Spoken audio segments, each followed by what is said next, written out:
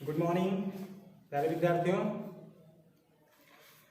अब आपका पहला अध्याय कवि कुल गुरु कालिदास चैप्टर का दो पैरा रह गया था, ध्यान देंगे। लिखा है रघुवंशे कालिदासः रघुवंशिनां चित्रणम तथा करोति। रघुवंश में कालिदास रघुवंशियों का चित्रण वैसे करते हैं जैसे भारतीय जनजीवनस्य उदात्त आदर्शानां सम्यक दिग्दर्शनम भवेत्। जैसे भारतीय जनजीवन का उदात्त आदर्शों का भली प्रकार दर्शन होना चाहिए। पुनः इस लाइन को देखिए, रघुवंशे कालिदास रघुवंशीनां चित्रणं तथा करोति यथा भारतीय जनजीवनस्य उदात्त आदर्शानां सम्यक दिग्दर्शनम भवेत्। रघुवंश में कालिदास रघुवंशियों का चित्रण वैसे करते हैं जैसे भारतीय जनजीवन के उदात्त आदर्शों का भली प्रकार दर्शन होना चाहिए।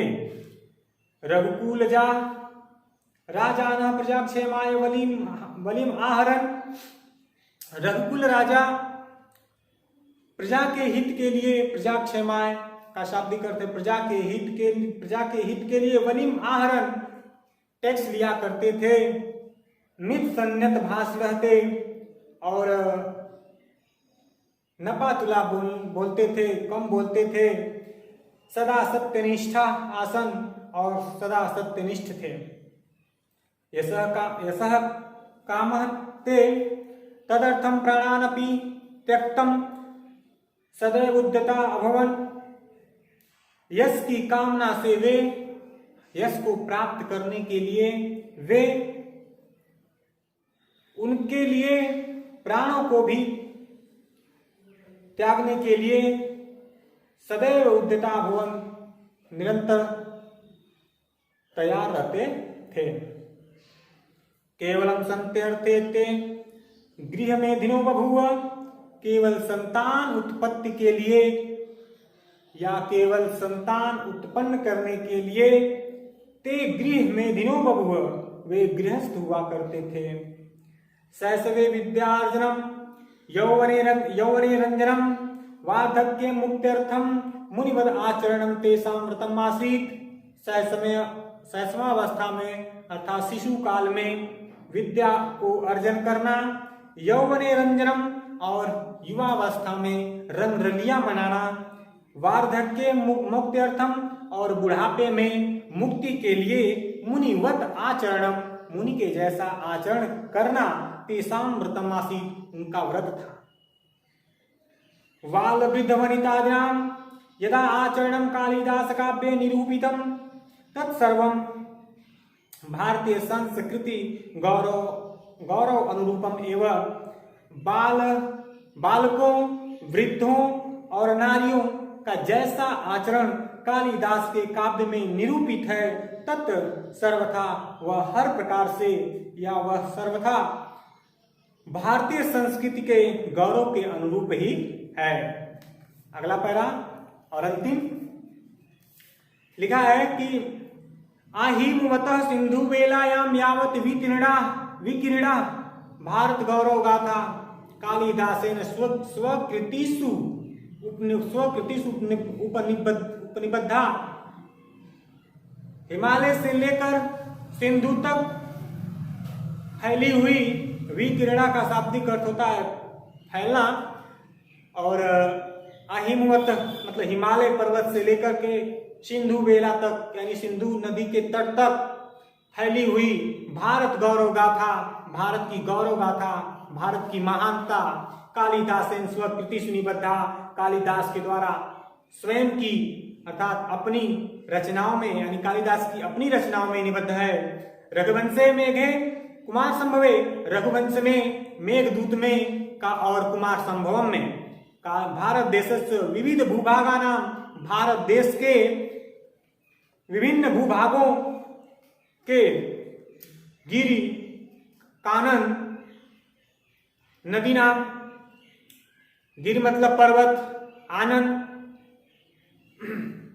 गिरि कानन, कानन यानी वन और नदी, पर्वत, वन, नदी का जैसा स्वभाव यादृकम स्वाभाविकम मनोहारी एंड जैसा स्वाभाविक मनोहर है, जैसा स्वाभाविक मनोहर है और चित्रण लभ्यते और जैसा मनोहारी चित्रण प्राप्त होता है, स्वचक्षुषु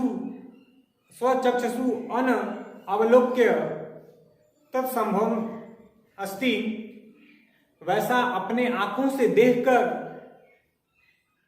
करना, उस तरह का मनोहारी चित्रण करना संभव नहीं है।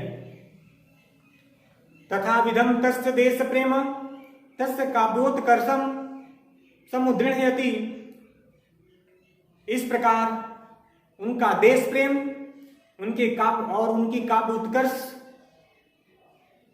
को दृढ़ करती है। इस प्रकार उनका देश प्रेम उनकी काव्य उत्कर्षता को दृढ़ करती है, मजबूत करती है। संतु तत्र न अल्पा, तत्र न अल्पा, वहां अल्प नहीं है। संस्कृत कवय, संस्कृत कवि अल्प नहीं है, कम नहीं है। अर्थात असंख्य संस्कृत के असंख्य कवि हैं, किंतु कस्यापि कालिदासेन, किंतु किसी की भी कालिदासेन साम्यम नास्ति, कालिदास से बराबरी नहीं है। साधुक्तम केनचित कालिदास अनुरागिणा, साधुक्तम सुंदर कहा गया है, सुंदर कहा है। केनचित कालिदास अनुरागिणा, किसी कालिदास के प्रेमी के द्वारा लिखा है।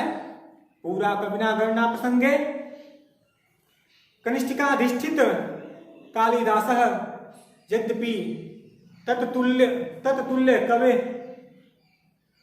एवं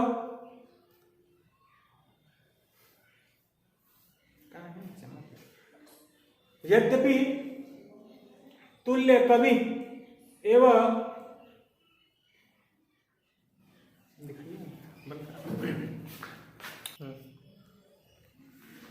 पुनः देखिए लिखा है कि सुंदर ही कहा गया है किसी कालिदास के प्रेमी के द्वारा।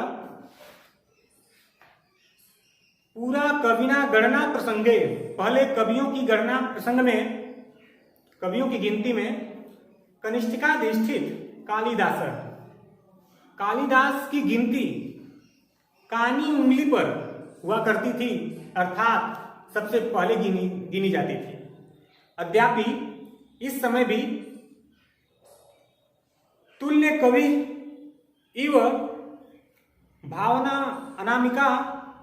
अनामिका सार्थवती बभुव, आज भी कवियों की तुलना में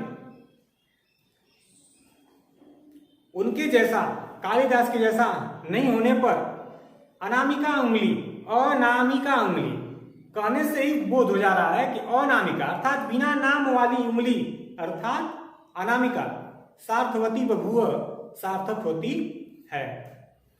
आपका ये पहला चैप्टर कवि कुल गुरु कालिदास समाप्त हुआ और इसको आप दोहरा लीजिएगा क्योंकि इससे परीक्षा में जरूर आता है। धन्यवाद।